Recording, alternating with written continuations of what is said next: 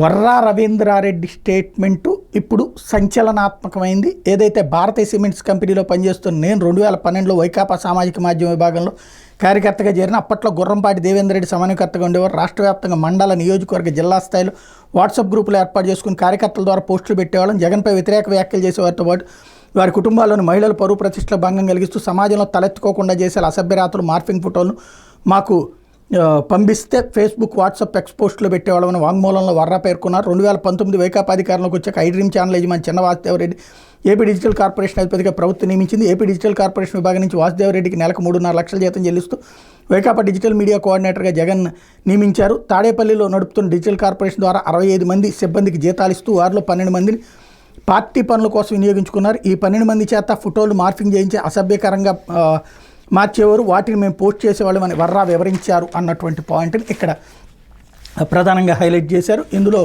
కీలకమైనటువంటిది అతని స్టేట్మెంట్ అనేది. Social media కార్యకర్తగా పనిచేసిన చిన్న వాసుదేవరెడ్డి నాకు నెలకు 8,000 ఇచ్చేవారు. పార్టీ తరపున పనిచేసి ఐపాక్ బృందం రూపొందించిన జగన్ అన్న రావాలి, జగన్ కావాలి, జగనే కావాలి యాప్ల ద్వారా పోస్టులు పెట్టాం. సజ్జల భార్గవరెడ్డితో పాటు జగన్ సమీప బంధువు పులివెందులకు చెందిన అర్జున్ రెడ్డి, సత్తెనపల్లి నుంచి వచ్చిన వీరారెడ్డి, సుమారెడ్డి 2020 నుంచి Vaikapa social media state cell బాధ్యతలు చేపట్టారు.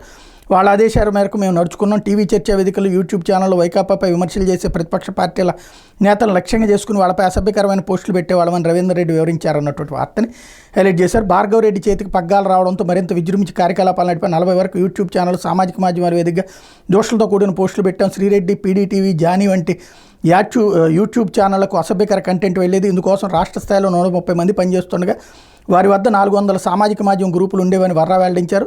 సోషల్ మీడియా కార్యకర్తల వ్యవహారాలను వీరారెడ్డి కంటెంట్ క్రియేట్ చేసి పంపే బాధ్యతను సుమారెడ్డి, పత్రికలో వచ్చిన వార్తల శీర్షికలను కంటెంట్ను మార్ఫింగ్ చేసి అసభ్య పదజాలాన్ని చేర్చే బాధ్యతను అర్జున్ రెడ్డి చూసేవాళ్ళు. జగన్ వ్యతిరేకులకు సంబంధించిన కులాలు, పార్టీల మధ్య చిచ్చుపెట్టేలా మేము పెట్టే పోస్టులు ఉండేవి. చంద్రబాబు, పవన్ కళ్యాణ్, లోకేష్, అనిత వారి కుటుంబ సభ్యుల చిత్రాలను మార్ఫింగ్ చేశామని చెప్పారు. వీటన్నింటినీ పోలీసులు రిమాండ్ రిపోర్ట్లో పొందుపరిచి మ్యాజిస్ట్రేట్ ముందుంచారు. 3 రాజధానుల విషయంలో హైకోర్టు స్టే ఇవ్వగా న్యాయమూర్తులు న్యాయ వ్యవస్థ తెలుగుదేశం పార్టీకి అనుకూలమంటూ ప్రజల్లో భావన కలిగేలా సామాజిక మాధ్యమంలో దాడి చేయాలని మాకు ఆదేశాలు వచ్చి ఆ మేరకు పోస్టులు పెట్టాం. ఈ క్రమంలో మాలో కొందరు న్యాయస్థానం ఆగ్రహానికి గురయ్యారు. అప్పుడు న్యాయమూర్తులకు వ్యతిరేకంగా పోస్టులు పెట్టాను సజ్జల భార్గవరెడ్డికి చెప్పాను. నువ్వు ఉండేది మేము ఇచ్చిన పోస్టులు పెట్టడానికే కదంటే ఆయన నన్ను బెదిరించారు. నా ఫేస్బుక్ ఐడి పాస్వర్డ్ తీసుకున్నారు. అప్పటి నుంచి ఆయనే పోస్టులు పెట్టారని వర్రా చెప్పారు. 2023 నుంచి ప్రతిపక్షాల మీద, వారి కుటుంబ సభ్యుల మీద మేము మరింత దూకుడుగా అసభ్యకర పోస్టులు పెట్టామని చెప్పారు.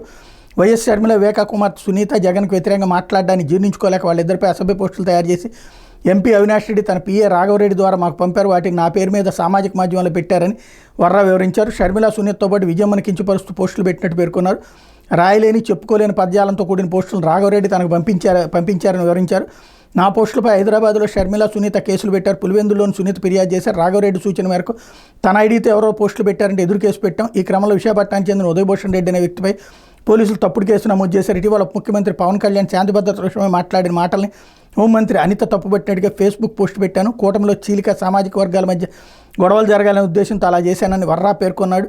వ్యవహారంలో ఎంపీ అవినాష్ రెడ్డి, పిఏ రాఘవరెడ్డి పైన పులివెందులు పోలీసులు కేసు నమోదు చేసి అతని కోసం గాలిస్తున్నారు. సామాజిక మాధ్యమాల్లో అభ్యంతరకర పోస్టులు పెట్టిన వ్యవహారంలో భీమవరం 1వ పట్టణం కదరి గ్రామీణ పులివెందుల పోలీసులు తనపై నమోదు చేసిన కేసులో ముందస్తు బెయిల్ ఇవ్వాలని కోరుతూ సజ్జల భార్గవరెడ్డి మంగళవారం హైకోర్టులో పిటిషన్ దాఖలు చేసి వ్యాజ్యాలపై బుధవారం హైకోర్టు విచారణ చేపట్టబోతోంది అన్నట్టు వార్తని హైలైట్ చేశారు.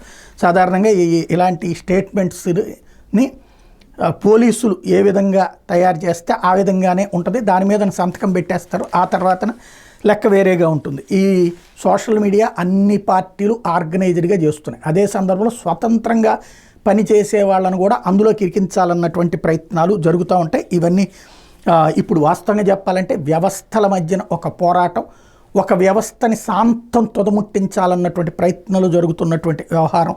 అదే సందర్భంలో ఇప్పుడు ఎక్కడి దాకా వెళ్తుంది ఈ వ్యవహారం అనేది చూద్దాం. ఇకపోతే విదేశీ